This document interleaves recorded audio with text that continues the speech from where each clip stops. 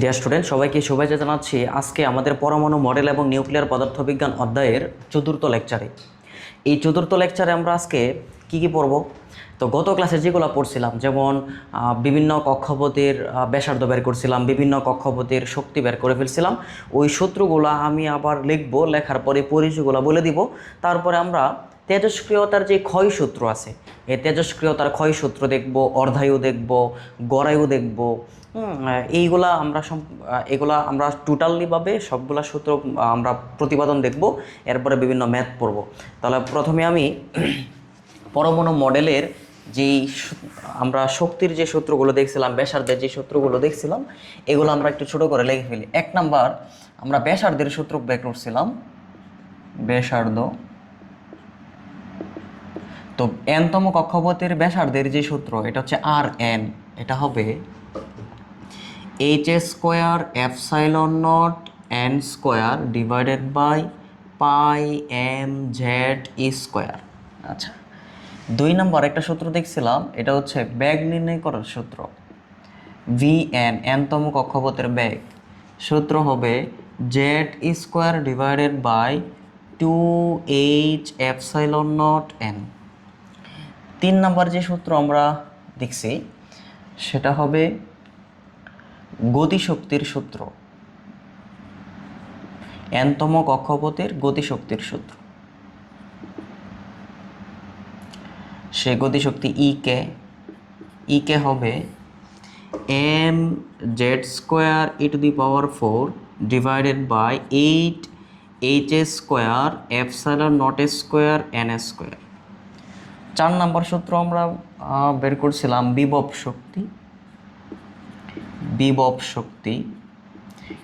শক্তি EP হবে minus m z square e to the power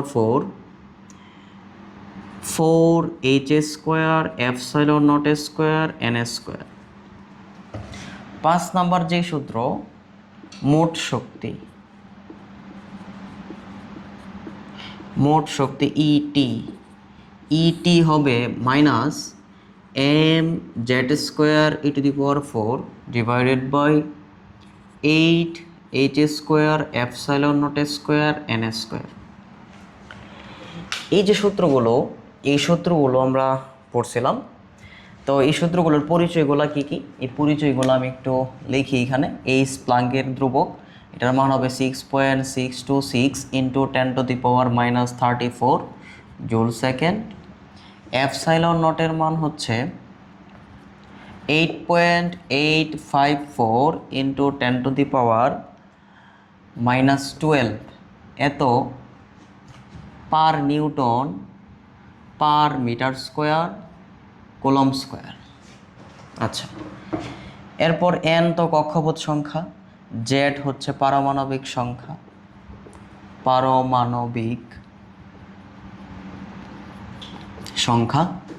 N হচ্ছে কক্ষপথ সংখ্যা, ই হচ্ছে ইলেকট্রনের চার্জের মান 1.6 ইন্টু 10⁻⁻19 কুলম্ব। এম হচ্ছে ইলেকট্রনের ভর হলো 9.1 ইন্টু 10⁻⁻31 কেজি। তো এই মানগুলো একটু আমাদের মনে রাখতে হবে। এই মানগুলো যদি তুমি মনে রাখে ফেলতে পারো, তাহলে ম্যাথগুলো করতে পারবো। আর কোশ্চেনগুলো আর এটার যে এই ক্যালকুলেশানগুলো একটু কমপ্লেক্স। তবে তুমি যদি আলাদাভাবে ভাগ করো, হ্যাঁ, ই টু দি পাওয়ার 4 আগে লিখে এপসাইলন নট হোল স্কোয়ারের মানটা ভাগ করে দেবো, আলাদা ক্যালকুলেশান করো, তাহলে আশা করা যায় মান আসবে। আর আমরা তো শর্টকাট দেখছিলাম, যে শর্টকাট দেখে তো আমরা ম্যাথ করছিলাম, সমস্যা নেই। আচ্ছা, এখন এর পরবর্তীতে আমরা যে টপিক আলোচনা করব, এটা হলো তেজস্ক্রিয়তার ক্ষয় সূত্র। আমি সংজ্ঞাগুলা কিন্তু আমি লেখা দিব না, সংজ্ঞাগুলা তোমাদের আমি বইলা দিব। তোমরা ভিডিওটা পজ করে তোমরা সংজ্ঞাগুলা খাতায় লেখা নিবা, তারপরে আমরা গাণিতিক সমাধানে যাব। তবে সংজ্ঞাগুলো বলে দিব আমি। প্রথমে হচ্ছে তেজস্ক্রিয় ক্ষয় সূত্র।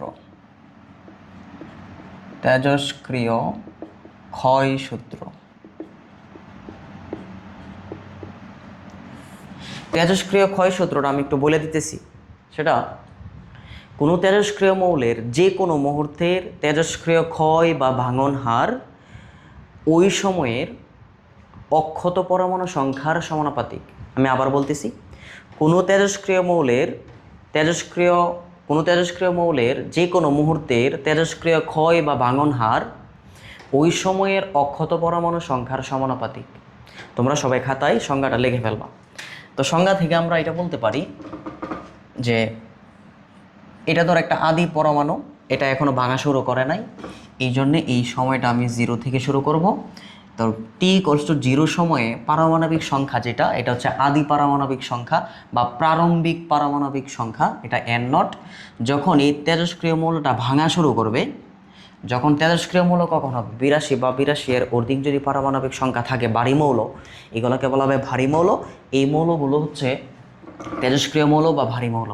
এখন তখন ধরো t=0 সময়ে যখন ভাঙা শুরু করে নাই, ভাঙবে শুরু করে নাই, তো এই সময়টা ধরো t=0, যে t=0 সময়, এই 0 সময়ে পারমাণবিক সংখ্যা হচ্ছে n0। এখন যখন ভাঙা শুরু করছে তখন সময় গণনা শুরু হবে। তো t সময়ে অবশ্যই ভেঙে যাবে। তো ভেঙে যাওয়ার পরে কতটুকু আছে, এটা হচ্ছে n, মানে n হচ্ছে অক্ষত পরমাণুর সংখ্যা। আমি সবগুলোর পরিচয় লিখে দিব। এবং সময় t সময়। এখন এখানে সূত্র বলছে কি, যে কোনো মুহূর্তের তেজস্ক্রিয় ক্ষয় বা ভাঙন হার, তাহলে dN/dt এটা হচ্ছে ভাঙন হার ওই সময়ের যে অক্ষত পরমাণু সংখ্যা আছে এই অক্ষত পরমাণু সংখ্যার সমানুপাতিক। তবে যেহেতু ভাঙতেছে এই কারণে আমরা মাইনাস দিব এখানে।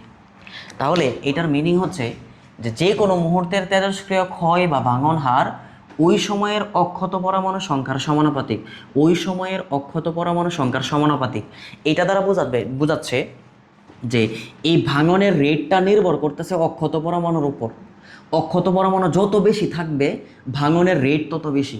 তাহলে আমি বুঝতে পারতেছি শুরুতে তার ভাঙনের রেট অনেক দ্রুত, অনেক বেশি, কিন্তু পরবর্তীতে যখন আস্তে আস্তে ক্ষয় হয়ে যাচ্ছে, অক্ষত পরমাণু সংখ্যা যখন কমে যাচ্ছে, তখন ভাঙনের রেটটা কমে যাচ্ছে। এটাই আমরা বুঝতে পারি এখান থেকে।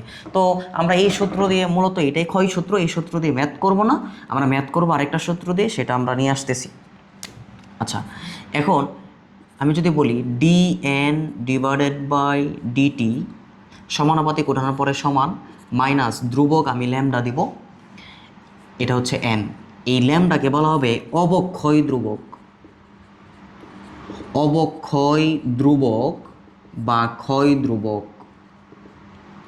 বা ক্ষয় ধ্রুবক। আচ্ছা, এখন আমি চাচ্ছি যে n0 এবং n এর মধ্যে একটা সম্পর্ক স্থাপন করতে। তাহলে এক কাজ করি, ফাংশনগুলা বা চলকগুলা, রাশিগুলো একসাথে রাখি। nটা গুণ অবস্থায় আছে,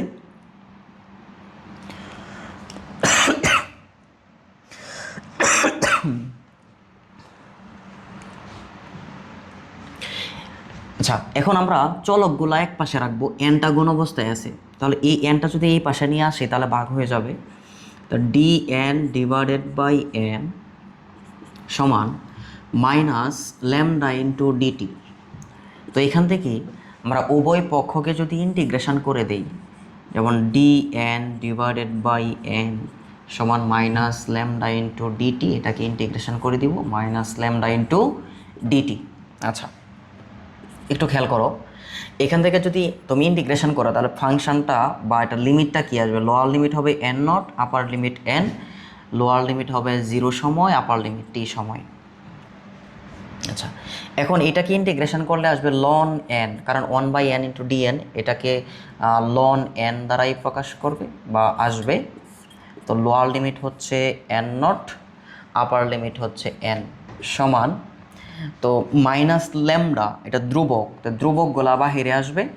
আর ইন্টিগ্রেশন 1 থাকে এখানে, 1 ইন্টু ডিটি, তাহলে 1 ইন্টু ডিটি এটা হচ্ছে তোমার, তো 1 ইন্টু ডিটিকে ইন্টিগ্রেশন করলে আসবে টি, তুমি লিমিট বসাবা, নিচে 0 উপরে টি।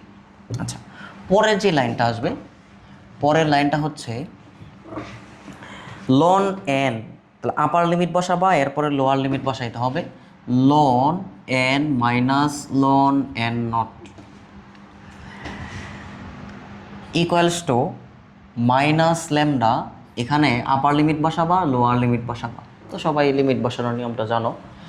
এখন ln a minus ln b, সূত্র হবে ln a divided by ln b minus lambda into এখানে টি থাকে। তো আমরা যদি লনটা ওই পাশে নিয়ে যাই তাহলে এন টি লন হয়ে যাবে বা ই টু দি পাওয়ার হয়ে যাবে n divided by n naught e to the power minus lambda into t. তো সুতরাং যে সূত্রটা আসে সেটা হবে এন সমান n naught e to the power minus lambda t. এই সূত্রটা দিয়ে আমরা কি করব, আমরা ম্যাথ করব। যেমন এন এর পরিচয় হচ্ছে অক্ষত পরমাণুর সংখ্যা, অক্ষত পরমাণুর সংখ্যা, এন নট আদি পরমাণুর সংখ্যা, আদি পরমাণুর সংখ্যা।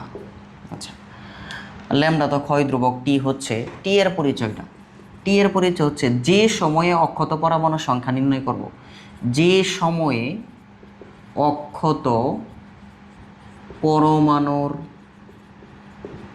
সংখ্যা নির্ণয় করব।